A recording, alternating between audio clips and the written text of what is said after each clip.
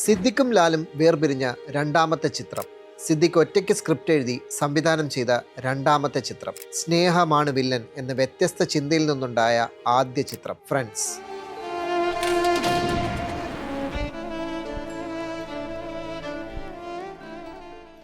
Hitler എന്ന ചിത്രത്തിൻ്റെ വമ്പൻ വിജയത്തിന് ശേഷം സിദ്ദിഖും ലാലും ആ തീരുമാനമെടുത്തു. വീണ്ടും ഒരു സിനിമയ്ക്കായി ഒന്നിക്കാം. ലാൽ നിർമ്മാതാവ്, സിദ്ദിഖ് സംവിധായകൻ. സുരേഷ് ഗോപിയെ വെച്ച് കഥ നോക്കിയാലോ? ഹരിഹർ നഗറിനു ശേഷം സുരേഷ് ഗോപി തങ്ങളുടെ ചിത്രത്തിൽ അഭിനയിച്ചിട്ടില്ല. അതുകൊണ്ട് സുരേഷിനെ വച്ചാകാം അടുത്ത സിനിമയെന്ന് സിദ്ദിഖും ലാലും തീരുമാനിച്ചു. ഈ സമയത്ത് പഴയ സുഹൃത്ത് ഹരി എന്ന GS ഹരിനന്ദൻ സിദ്ദിഖിനെയും ലാലിനെയും കാണാൻ വന്നു. സംവിധായകരാകും മുമ്പ് തന്നെ ഹരിക്ക് വേണ്ടി 2 കഥകൾ സിദ്ദിഖ് ലാൽ എഴുതിയിരുന്നു. കാലില്ലാ കോലങ്ങൾ, പപ്പൻ പ്രിയപ്പെട്ട പപ്പൻ മുതലായവയായിരുന്നു അത്. അതിൽ പപ്പൻ പ്രിയപ്പെട്ട പപ്പൻ സത്യനന്ദിക്കാട് പിന്നീട് സിനിമയാക്കി. നിർമ്മാണം ഹരി. ഇതിലാണ് കഥാ തിരക്കഥാ സംഭാഷണം സിദ്ദിഖ് ലാൽ എന്ന് ആദ്യമായി എഴുതി കാണിക്കുന്നത്. പിന്നീട് കാലില്ലാ കോലങ്ങൾ നാടോടിക്കാറ്റ് എന്ന പേരിൽ സിനിമയാക്കി. അതിൻ്റെ കഥ സിദ്ദിഖ് ലാലിൻ്റെയും തിരക്കഥ ശ്രീനിവാസിൻ്റെയുമായിരുന്നു. പപ്പൻ പ്രിയപ്പെട്ട പപ്പൻ്റെ പ്രൊഡ്യൂസറായ ഇതേ ഹരിയാണ് വീണ്ടും സിനിമ നിർമ്മിക്കണമെന്ന ആവശ്യവുമായി വന്നിരിക്കുന്നത്. ഒപ്പം മുകേഷിൻ്റെ ഭാര്യ സരിതയും ഒരു നിർമ്മാണ പങ്കാളിയായി. അങ്ങനെ ഹരിശ്രീ കമ്പൈൻസ് എന്ന പേരിൽ ബാനർ രജിസ്റ്റർ ചെയ്ത് സിനിമ നിർമ്മിക്കാൻ തീരുമാനിച്ചു. ഹ്യൂമർ വേണം, വ്യത്യസ്തമായിരിക്കണം, ഇതൊക്കെയായിരുന്നു ഡിമാൻഡ്. അങ്ങനെ ഒരു ത്രികോണ പ്രണയകഥ ആലോചിച്ചു. പിന്നെ അത് വേണ്ടാന്ന് വെച്ചു. ഒരാളോട് പ്രണയവും മറ്റൊരാളോട് ശത്രുതയുമുള്ള മറ്റൊരു കഥ നോക്കി. ഒപ്പം തെറ്റിദ്ധരിക്കപ്പെടുന്ന ഒരു പ്രണയവും ചേർത്തു. കൂട്ടുകാരൻ തൻ്റെ പ്രിയ കൂട്ടുകാരൻ്റെ പ്രണയത്തെ എതിർക്കുന്നതോടെ ത്രികോണ പ്രണയം എന്ന കഥ മാറി. സൗഹൃദങ്ങൾക്ക് പ്രാധാന്യമായി. ഹ്യൂമറിന് അതുകൊണ്ട് തന്നെ ട്രാക്ക് ഇല്ലാതായി. പക്ഷെ അത് പറ്റില്ല. പ്രൊഡ്യൂസറിൻ്റെ ഡിമാൻഡും അതാണല്ലോ, ഹ്യൂമർ വേണം. എങ്ങനെ ചേർക്കും? ഇതായി പിന്നീടുള്ള ആലോചന. അങ്ങനെയാണ് ചക്കച്ചാമ്പറമ്പിൽ ജോയ് എന്ന കഥാപാത്രം ഉണ്ടാവുന്നത്. ഈ ചക്കച്ചാമ്പറമ്പിൽ ജോയ് ശരിക്കുള്ള ഒരാളാണ്. ഇന്നസെൻ്റാണ് ആദ്യമായി ജോയിയെക്കുറിച്ച് സിദ്ദിഖിന് പറഞ്ഞു കൊടുക്കുന്നത്. കക്ഷി ഇന്നസെൻറ്റിൻ്റെ സുഹൃത്താണ്. തുടർന്ന് ഇന്നസെൻറ്റ് ജോയിയെ വിളിച്ചു. അയാളെ കഥാപാത്രമാക്കാൻ അനുമതി വാങ്ങി. പിന്നീട് ജോയിയുടെ മാനറിസവും സ്വഭാവവും സിദ്ദിഖിന് ഇന്നസെൻ്റ് ഒന്നുകൂടി വിശദമായി പറഞ്ഞു കൊടുത്തു. കൂട്ടുകാർക്കിടയിലേക്ക് വരുന്ന ഈ കഥാപാത്രമാണ് സിനിമയിലെ വഴിത്തിരിവുകളിലെല്ലാം പ്രധാനിയാകുന്നത്. ചക്കച്ചാമ്പറമ്പിൽ ജോയിയായി ശ്രീനിവാസനെ നിശ്ചയിച്ചു. കഥ പൂർണ്ണമായപ്പോൾ ജനിച്ച കഥാപാത്രമാണ് ചക്കച്ചാമ്പറമ്പിൽ ലാസർ, ജോയിയുടെ ഇളയപ്പൻ. തുടർന്ന് ഇന്നസെൻറ്റിനെ തന്നെ ഈ വേഷത്തിന് നിശ്ചയിച്ചു. കഥയ്ക്ക് ഏകദേശ രൂപമായപ്പോൾ സിദ്ദിഖ് 1 ലൈൻ എഴുതി. കൊല്ലം അഷ്ടമുടിക്കായൽ തീരത്തെ ഒരു റിസോർട്ടിലായിരുന്നു എഴുത്ത്. ജൂൺ 1-ാം തീയതി എഴുതി തുടങ്ങി. 20-25 ദിവസം കൊണ്ട് 1 ലൈൻ പൂർണ്ണമാക്കി. പിന്നീട് ലാൽ അങ്ങോട്ട് വന്നു, കഥ കേട്ടു. സുരേഷ് ഗോപിക്കൊപ്പം മുകേഷിനെയും ശ്രീനിവാസനെയും പ്രധാന നായക താരങ്ങളായി തീരുമാനിച്ചു. നായികമാരായി മഞ്ജു വാര്യരെയും ദിവ്യ ഉണ്ണിയെയും പറഞ്ഞു വച്ചു. ചിത്രം വിഷുവിന് റിലീസ് ചെയ്യണം. അതിനുതകുന്ന വേഗത്തിൽ തന്നെ കാര്യങ്ങൾ നീക്കണം. അതിനുവേണ്ടി ഫോട്ടോ സെഷൻ നടത്താൻ തീരുമാനിച്ചു. കാർഡ് അച്ചടിച്ച് എല്ലാ തിയേറ്ററുകളിലും ഷൂട്ടിംഗ് തുടങ്ങും മുമ്പ് എത്തിക്കാനും തീരുമാനിച്ചു. പക്ഷേ ഫോട്ടോ സെഷന് സുരേഷ് ഗോപിയെയും മുകേഷിനെയും ശ്രീനിവാസിനെയും ഒന്നിച്ച് കിട്ടുന്നേയില്ല. ഒടുവിൽ വേറെ വഴിയില്ലാതെ ഇവരുടെ പടം വരച്ച് പോസ്റ്റർ അടിക്കാൻ തീരുമാനിച്ചു. പോസ്റ്റർ അനുസരിച്ച് സുരേഷ് ഗോപി നടുക്ക് നിൽക്കുന്നു. ഇരുവശത്തും മുകേഷും ശ്രീനിവാസനും. അങ്ങനെ ഒരു പടം വരയ്ക്കാൻ കൊടുത്തു. വരച്ചുകൊണ്ട് വന്നപ്പോൾ സിദ്ദിഖ് ലാൽ അന്തം വിട്ടുപോയി. ആകെ കൂടിയൊരു കാർട്ടൂൺ പോലെ. ഏതാരുടെ പടമെന്ന് മനസ്സിലാകുന്നേയില്ല.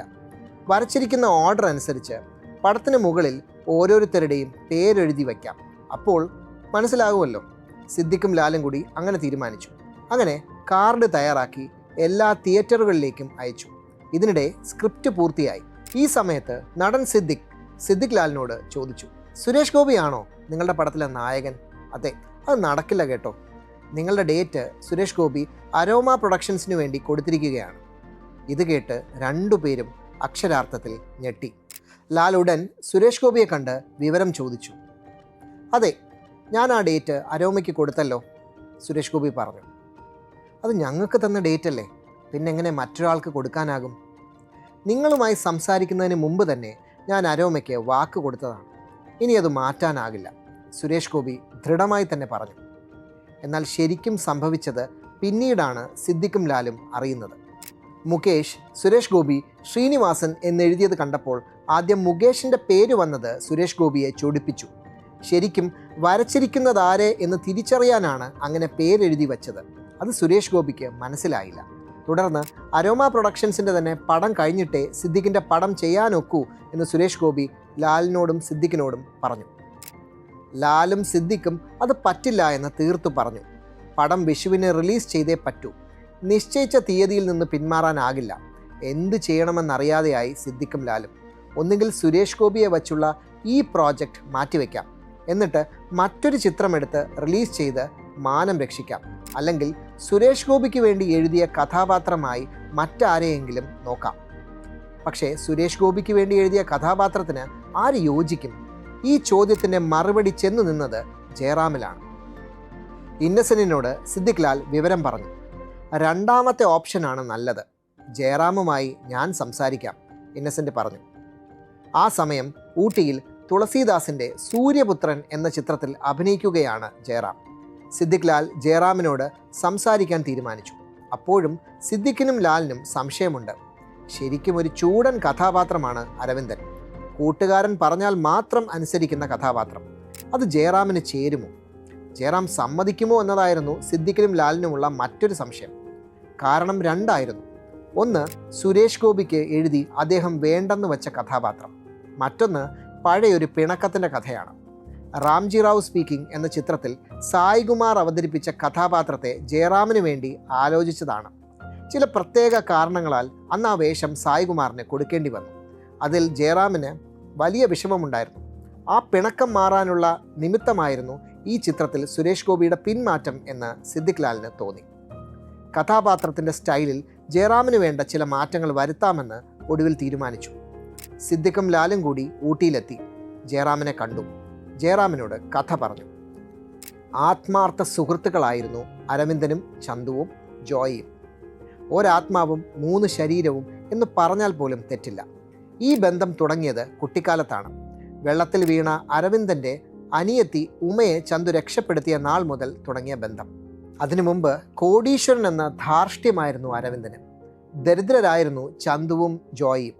ചന്തുവിൻ്റെ ജീവിതത്തിൽ ആകെയുള്ളത് അനിയൻ ചിന്നനായിരുന്നു. അവൻ ഊമയാണ്.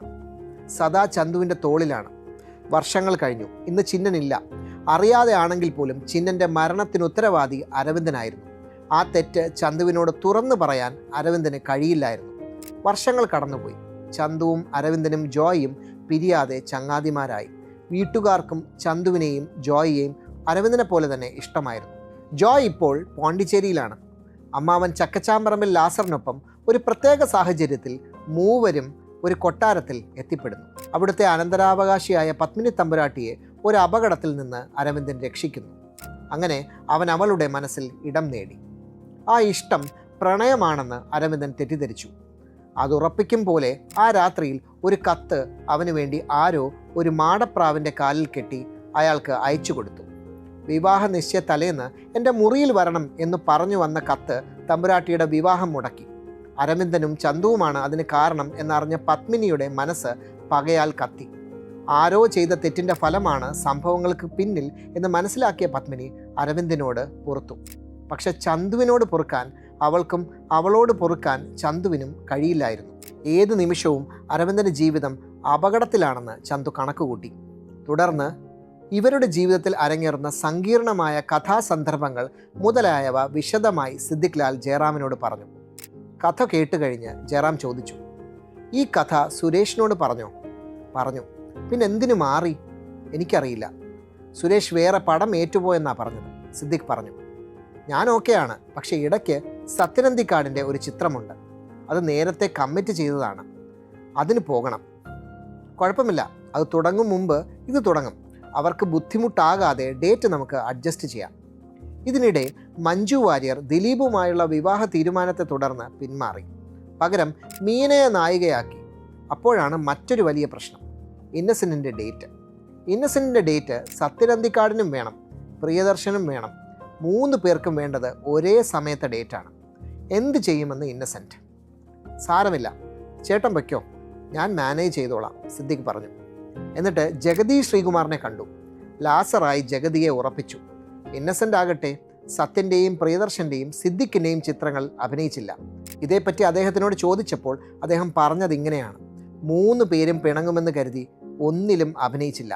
ആ സമയത്ത് ഇന്നസെൻ്റ് വീട്ടിൽ വെറുതെ ഇരിക്കുകയായിരുന്നു. ജനാർദ്ദനൻ, കൊച്ചിൻ ഹനീഫ, സുകുമാരി, സീനത്ത്, PK ശ്രീരാമൻ, TP മാധവൻ, മച്ചാൻ വർഗീസ്, മാണി സി കാപ്പൻ തുടങ്ങിയവരായിരുന്നു മറ്റ് താരങ്ങൾ. എറണാകുളമായിരുന്നു ഒരു ലൊക്കേഷൻ, മറ്റൊന്ന് പോണ്ടിച്ചേരി. ഊട്ടിയിലും ചില രംഗങ്ങൾ ചിത്രീകരിച്ചു. ഗിരീഷ് പുത്തഞ്ചേരിയാണ് ഗാനരചയിതാവായി ആദ്യം തീരുമാനിച്ചത്.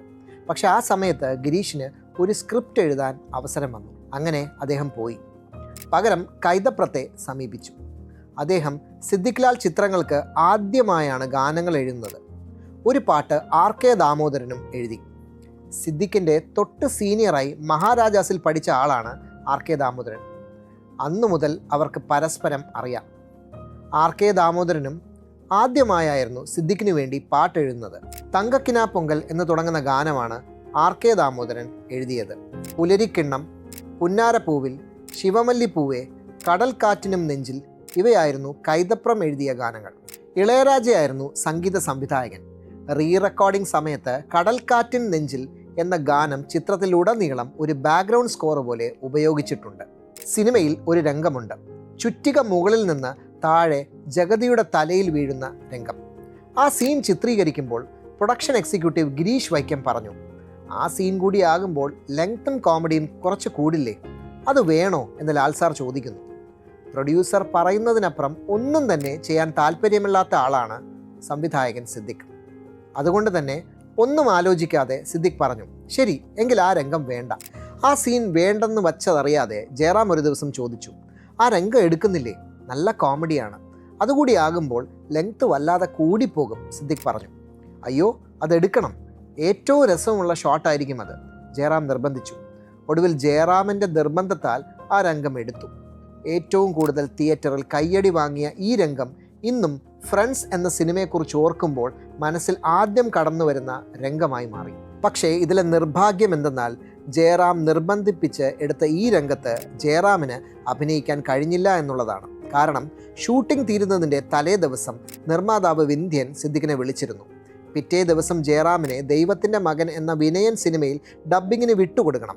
അന്ന് ഡബ്ബിംഗ് തീർത്താൽ ഉദ്ദേശിക്കുന്ന സമയത്ത് വിന്ധ്യൻ്റെ ചിത്രം റിലീസാകും, അല്ലെങ്കിൽ ആകെ പ്രശ്നമാകും വിന്ധ്യൻ പറഞ്ഞു. ഇവിടെ സിദ്ദിഖിനാണെങ്കിൽ പിറ്റേ ദിവസം കൂടെ ഷൂട്ട് ചെയ്താൽ ചിത്രം പൂർത്തിയാകും. ആ ഷൂട്ടിംഗ് മാറ്റിവെച്ചാൽ ചെലവ് കൂടും. സിദ്ദിഖ് ആലോചിച്ചു, പിന്നെ പറഞ്ഞു, ജയറാം പൊയ്ക്കോളൂ, ഇത് ഞാൻ എടുത്തുകൊള്ളാം. അത് കേട്ട് ജയറാം അന്തം വിട്ടു. അതെങ്ങനെ പറ്റും? അതൊക്കെ പറ്റും, ധൈര്യമായി പൊയ്ക്കോ. അങ്ങനെ സിദ്ദിഖ് നൽകിയ ഉറപ്പിൽ ജയറാം പോയി. അന്നാണ് ഈ രംഗം എടുത്തത്. അതുപോലെ സിദ്ദിഖ് ചിത്രങ്ങളിൽ ആദ്യമായി ഒരു വളരെ ഇൻറ്റൻസ് ആയ ഒരു സീരിയസ് സീൻ വരുന്നത് ഈ ചിത്രത്തിലാണ്. അത് ജയറാം കൊക്കയിൽ വീഴുന്ന സീനാണ്. ഇത് ചെന്നൈയിൽ പ്രസാദ് സ്റ്റുഡിയോയിൽ വെച്ചെടുത്ത CGI ഷോട്ടാണ്. അന്നത്തെ കാലത്ത് 50,000 രൂപയായിരുന്നു ഇതിൻ്റെ ഇഫക്ട്സ് ചെയ്യാൻ ചിലവായത്. ഈ രംഗം ചിത്രീകരിച്ചത് ഊട്ടിയിലായിരുന്നു. ഒരുപാട് റിസ്ക് എടുത്തായിരുന്നു ചിത്രീകരണം. ആർട്ട് ഡയറക്ടറും സംഘവും ഷൂട്ടിങ്ങിന് ഒരാഴ്ച മുമ്പേ ഇതിനായി ഊട്ടിയിലെത്തി. കൊക്കയുടെ ഇരുവശങ്ങളും പരസ്പരം ബന്ധിപ്പിച്ച് ഒരു പ്ലാറ്റ്ഫോം കെട്ടി. അതിൻ്റെ പണി തീർന്ന ശേഷം അവിടെ ആളിനെ കാവലിനിട്ടു. മറ്റു ചില സീനുകൾ ചിത്രീകരിച്ച ശേഷം ഇവിടെ വന്ന് ഈ സീൻ ചിത്രീകരിക്കുകയായിരുന്നു. ലാലും ഈ ചിത്രത്തിൽ ഒരു സീനിൽ അഭിനയിച്ചിട്ടുണ്ട്. സിനിമയിൽ ജയറാമിൻ്റെ അമ്മയായി അഭിനയിച്ചത് കവിത എന്ന തമിഴ് നടിയാണ്. ഒരു കല്യാണ രംഗം ഒഴികെയുള്ള അവരുടെ എല്ലാ രംഗങ്ങളും ഷൂട്ട് ചെയ്ത് കഴിഞ്ഞപ്പോൾ നാട്ടിൽ പോകണമെന്ന് അവർ ആവശ്യപ്പെട്ടു. ഒരു സീൻ ബാക്കിയുണ്ടെന്ന് സിദ്ദിഖ് പറഞ്ഞു. വന്ന് അഭിനയിച്ചു കൊള്ളാം എന്നവർ ഉറപ്പ് കൊടുത്തു. ശമ്പളക്കണക്ക് സെറ്റിൽ ചെയ്തിട്ടാണ് അവർ പോയത്. സീൻ എടുക്കുന്ന സമയത്ത് അവരെ വിളിച്ചപ്പോൾ 50,000 രൂപ കൂടി കൊടുത്താലേ വരാനാകൂ എന്ന് പറഞ്ഞു. ഉടൻ ലാൽ സിദ്ദിഖിനെ വിളിച്ചു. പൈസ കൊടുത്തേ പറ്റൂ, അല്ലെങ്കിൽ അവർ വരില്ല. ലാൽ പറഞ്ഞു, അവർ വരേണ്ട, അവരെ നമ്മൾ ഈ രംഗത്ത് കാണിക്കുന്നില്ല. ഇതിനു വേണ്ടി 50,000 രൂപ കൂടി കൊടുക്കേണ്ട ആവശ്യമൊന്നുമില്ല. ആരും ചോദിക്കില്ല ആ രംഗത്ത് നായകൻ്റെ അമ്മ എവിടെയായിരുന്നുവെന്ന്. സുഖമില്ലായിരുന്നുവെന്ന് പ്രേക്ഷകർ വിചാരിക്കട്ടെ, ചതിയല്ലേ അവർ കാണിച്ചത്, സിദ്ദിഖ് പറഞ്ഞു. അങ്ങനെ ആ നടി ഇല്ലാതെയാണ് ആ സീൻ ചിത്രീകരിച്ചത്. പക്ഷെ ആരും ഇന്ന് വരെ ചോദിച്ചിട്ടില്ല ആ രംഗത്ത് അവരില്ലാത്തത് എന്തുകൊണ്ടാണെന്ന്. 1999 വിഷുവിന് ഫ്രണ്ട്സ് ലാൽ റിലീസ് തിയേറ്ററുകളിൽ എത്തിച്ചു. റിലീസ് ചെയ്ത ആദ്യ ഒരാഴ്ച വലിയ തിരക്കൊന്നും അനുഭവപ്പെട്ടില്ല.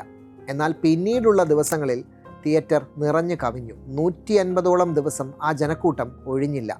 അങ്ങനെ മലയാള സിനിമയ്ക്ക് ഓർമ്മിച്ചു വയ്ക്കാൻ മറ്റൊരു ഹിറ്റ് കൂടി സിദ്ദിഖ് ലാൽ കൂട്ടുകെട്ട് കൊടുത്തു. മലയാളത്തിൽ മെഗാ ഹിറ്റായ ഫ്രണ്ട്സ് അതേ പേരിൽ തന്നെ തമിഴിലും റീമേക്ക് ചെയ്തു. സൂര്യ, വിജയ്, രമേശ് ഖന്ന, ദേവയാനി എന്നിവരായിരുന്നു അഭിനയിച്ചത്. സ്വർഗചിത്ര അപ്പച്ചനായിരുന്നു ചിത്രം നിർമ്മിച്ചത്. സിദ്ദിഖിൻ്റെ ആദ്യ അന്യഭാഷാ ചിത്രമായിരുന്നു അത്. 2001 ഈ ചിത്രം സ്നേഹമാൻറ്റെ ഇതരെ എന്ന പേരിൽ തെലുങ്കിൽ റീമേക്ക് ചെയ്യപ്പെട്ടു. സംവിധാനം ബാലശേഖരൻ. നാഗാർജുന, സുമന്ത്, ഭൂമിക ചൗള, സുധാകർ തുടങ്ങിയവർ ഇതിൽ അഭിനയിച്ചു. ഹിറ്റ് സിനിമകളുടെ ചരിത്രം പറയുന്ന വേറൊരു എപ്പിസോഡുമായി വീണ്ടും കാണാം.